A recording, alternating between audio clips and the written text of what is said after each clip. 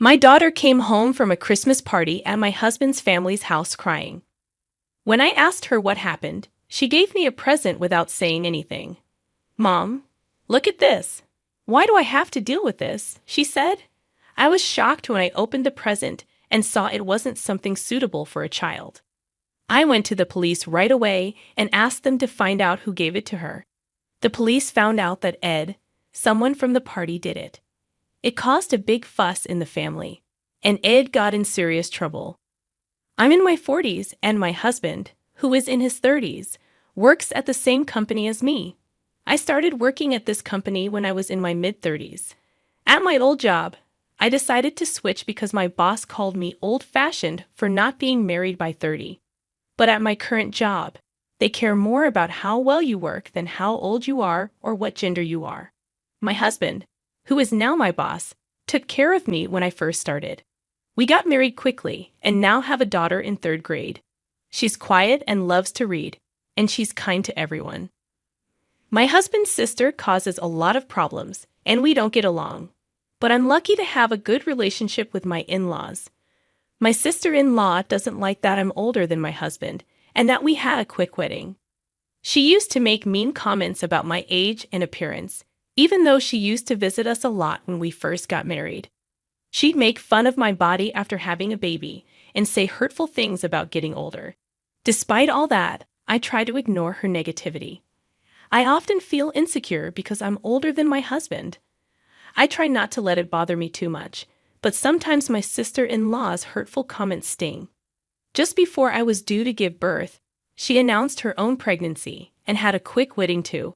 It seemed like she didn't care about anyone else's feelings. Thankfully, she stopped visiting when she moved away with my in-laws after getting married. I was relieved to be away from her sarcasm, and I could focus on preparing for childbirth. When I finally gave birth to my daughter, it was tough, but my husband's support gave me strength. Hearing our daughter's first cry was an emotional moment for both of us. 7 months later, my sister-in-law had a baby boy and started visiting us again, just to make mean comments. She even compared our children, saying ridiculous things like my daughter's skin would be wrinkled because I was older. I was too busy with my newborn to pay much attention to her remarks. But then she started taking things from our house without asking, like diapers and formula, and it baffled me. Eventually, she stopped coming when her husband's job moved them to another state. We had a peaceful time until our daughter started elementary school and found out her cousin, my sister-in-law's son, was in the same class. I knew then that my peace was over. Despite our rocky relationship, my daughter and her cousin got along well. My daughter, being older and kind-hearted, took care of him. They ended up in the same 3rd grade class, and one day my daughter won an award for her reading. During the break between summer and winter breaks, we visited my in-laws. There were relatives present who usually didn't get together, possibly because they heard about my daughter winning an award for her reading reflection. However, my sister-in-law wasn't happy that our family was getting so much attention. She accused my daughter of taking a book that was supposed to be for her son. In reality, they had just swapped books because they couldn't decide which one to read. After finishing both books, they discussed and decided which book report to write together. My nephew liked the book my daughter read first, so she let him have it. But my sister-in-law didn't believe this explanation. She started spreading rumors that I had helped my daughter with her writing competition by using a connection with one of the judges. These rumors made my daughter feel really down. She even stopped reading her favorite books. I couldn't take it anymore. I wanted to talk to my in-laws about everything that had happened. But first, I confessed everything to my husband. It was the first time I told him about all the things his sister had done to me since we got married. My husband was furious and decided we should tell his parents together. They went to my sister-in-law's house and confronted her. She was surprised, but started resenting me even more. She called me names and accused me of acting like a victim. After that, she kept calling and leaving angry messages, but I ignored them. Eventually, the calls stopped. However, in December, a children's Christmas party was organized at my in-laws' house. It was the first time they had done something like that, and I wondered why they decided to do it this year. My daughter was thrilled to get an invitation to a Christmas party. She had fond memories of a party at her kindergarten and expected her elementary school to have one too. Unfortunately, her school didn't celebrate Christmas due to their stance on religious events. I thought it was a shame to miss out on such a festive occasion just because of religious reasons, but it seemed some parents were particular about it. So I suggested to my daughter that we have our own celebration at home. Last year, we had a great time exchanging gifts and enjoying each other's company. The invitation for the party at my in-laws' house mentioned bringing a gift within a $20 budget. My daughter and I went shopping together at a nearby mall to pick out the perfect present. She chose one of her favorite picture books, hoping to share her love for it with whoever received it at the party. We lived just a short bus ride away from my in-laws' house, so I let my mother-in-law know when my daughter was on her way. She kindly offered to pick her up from the bus stop. When she called to say my daughter had arrived safely, I felt relieved. However, my relief didn't last long. About 30 minutes later, I heard the front door open unexpectedly. It was a weekday, and my husband was at work. I was working from home because my daughter was on winter break. The sudden sound of the door opening startled me. I rushed to the entrance, alarmed by the unexpected noise, only to find my daughter sitting on the floor, crying. She handed me a gift-wrapped bag and said I would understand once I looked inside. As I opened it, I found a torn-up newspaper with my daughter's reading reflection printed on it, along with a message card written in red ink. The card warned that if we got too arrogant, our family would end up like the torn stuffed animal inside, which was covered in red ink that looked like blood splatters. It was clear this wasn't just a harmless prank. I couldn't believe my daughter would receive such a cruel gift by chance. When I asked her about it, she told me that my sister-in-law had prepared it specifically for her. This was supposed to be a child-focused Christmas party, and we had all agreed that adults wouldn't personally prepare gifts. That's why I didn't go with my daughter. But somehow, my sister-in-law managed to sneak in this malicious present. My confusion grew when I realized my mother-in-law hadn't mentioned my sister-in-law's presence. My mother-in-law had always encouraged us to inform her if her daughter did or said anything to upset us. I had even told my daughter to do the same. I tried to explain to my aunt what had happened, but she interrupted and said she didn't call for me. She mentioned that only children with a connection to missionary schools were allowed. My daughter asked what a missionary school was, and I struggled to find an answer. Recently, one of our relatives had gotten into a missionary school, which had become a big topic of discussion. My sister-in-law's son had also attended a missionary kindergarten. Hearing this, I realized that many of us had connections to such schools, even if we weren't aware of it. We had chosen to send our daughter to a local kindergarten and elementary school instead. It seemed like my sister-in-law was using this topic to criticize my daughter. I told my daughter to stay inside, and I rushed to the police station alone.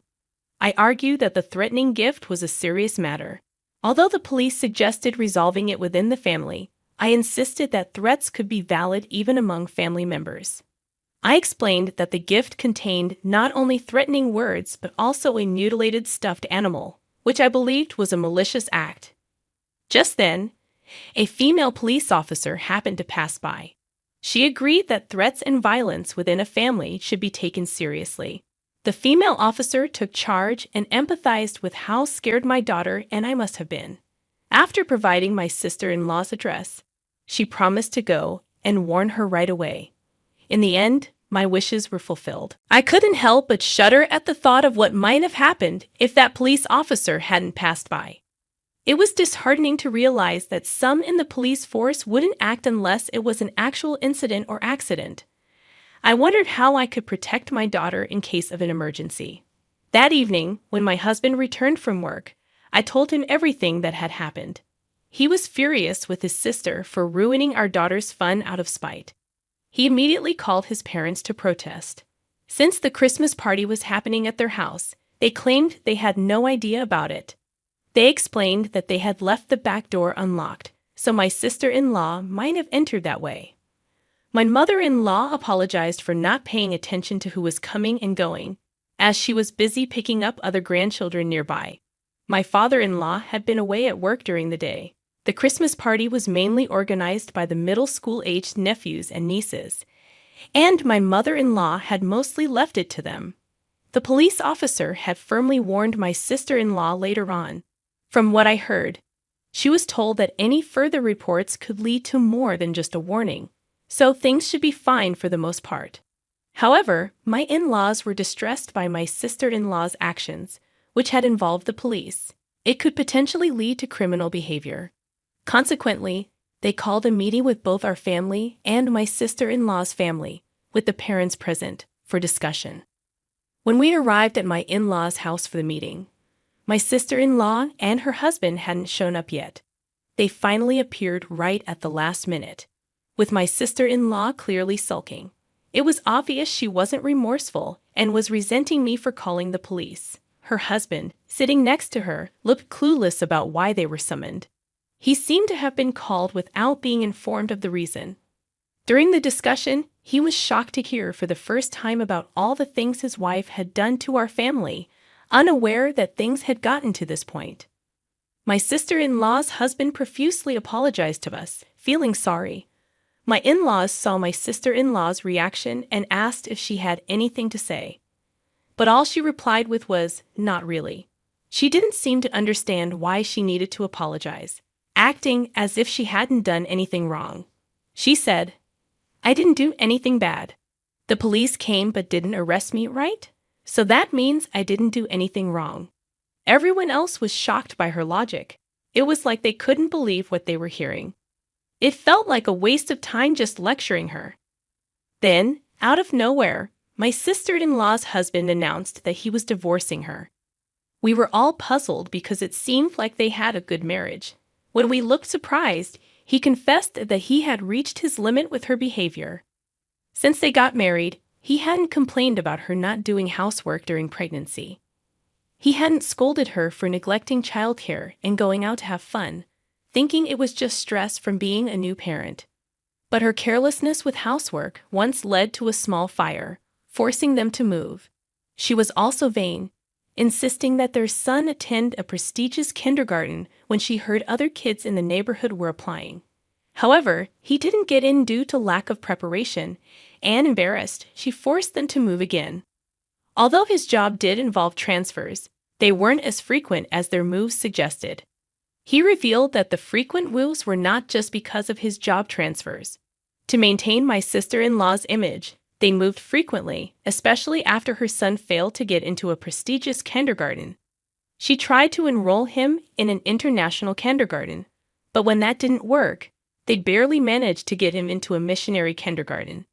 They only agreed on a public elementary school because their son wanted it, and my sister-in-law reluctantly complied after her husband supported their son's wishes. He was worried that her vanity would put their son's well-being at risk. He had been considering divorce for a while, but with her harassment becoming more apparent, he felt he had no choice but to announce it. My sister-in-law, somewhat aware of her actions, didn't dispute what he said, but seemed surprised by the divorce announcement. She started apologizing to us, thinking it would help. She claimed it was just a joke or a prank and never expected us to take it seriously. But I reminded her that her husband had criticized her, asking if she could say the same thing to her own child. Her actions were unimaginable for a parent. Just because someone is a parent doesn't mean they have parental feelings. There are people who can't be real parents, and she might be one of them. My husband, seeing her crying, told her sternly that crying wouldn't fix anything at her age. She needed to stop thinking tears would get her out of trouble. She cried even more, insisting she did nothing wrong and wasn't to blame. She felt everyone was ganging up on her, blaming her because her brother married an older woman. She argued that her marriage and her harassment were totally separate issues. We already thought she was a bit odd, but even my husband was astonished by her lack of understanding. No one tried to comfort her, as she seemed inconsolable. The discussion couldn't continue, so we decided to adjourn for the day. Her husband had to drag her to the car and take her home. Their divorce eventually happened, but it was messy because of her stubborn refusal to agree. Her son's accidental revelation might have been a factor in her agreeing to the divorce. He, without any malicious intent, shared what he saw with his friends. However, the parents who heard the rumor did not remain silent. After winter break at school, my nephew talked about having a Christmas party with his older cousins. It seems they used a class presentation to share their winter break memories. Among stories of New Year's Day and video game consoles as Christmas gifts, my mom gave my cousin a special present just for her. When the teacher asked what kind of present it was, my nephew described exactly what he saw. A cute stuffed animal all torn up with lots of red stuff on it, like blood. The story became a topic of discussion among the school teachers and escalated into a major issue after the children who heard it went home and told their parents. My daughter, still hurting, hasn't been able to go back to school since the Christmas party. Everyone in the neighborhood knew that my daughter and her cousin were related, so they speculated that her absence was related to the incident. Of course, that was the case, but I wished it had remained unnoticed and undisturbed. I had intended to wait until my daughter was ready to go back to school on her own accord. Her cousin didn't share the story to be funny, but rather to find a way to stop his mom's terrible behavior. He, too, was pained by her actions. Learning this, her husband realized he couldn't delay the divorce any longer and agreed to her demands in exchange for her consent. By then, she had become infamous in the neighborhood as the woman who threatened children, and no one would associate with her. Feeling cornered, she agreed to the divorce, thinking returning to her parents' home would end her nightmare. However, they turned her away at the gate, banning her from ever showing her face there again. With nowhere to go, she resorted to spending nights with random men in exchange for meals and a place to stay. When she couldn't find a man, she borrowed money from dangerous sources, accumulating a massive debt. Eventually, she disappeared. My husband and his parents decided not to file a missing persons report, reasoning that she's not a child anymore. They agree it's better this way, not willing to take care of her if she returns. Since then, my daughter has been able to go back to school on her own. Her former brother-in-law didn't move, so her cousin still attends the same school. He now says it's his turn to protect her, and they have become closer than ever. This has led to a deeper friendship between us and my former brother-in-law, as our children have brought us together. My in-laws now call both my daughter and their grandson their dear grandchildren, stepping in as their guardians when needed. With my sister-in-law gone, there's no more tension, and we have built a very trusting and reliable family relationship.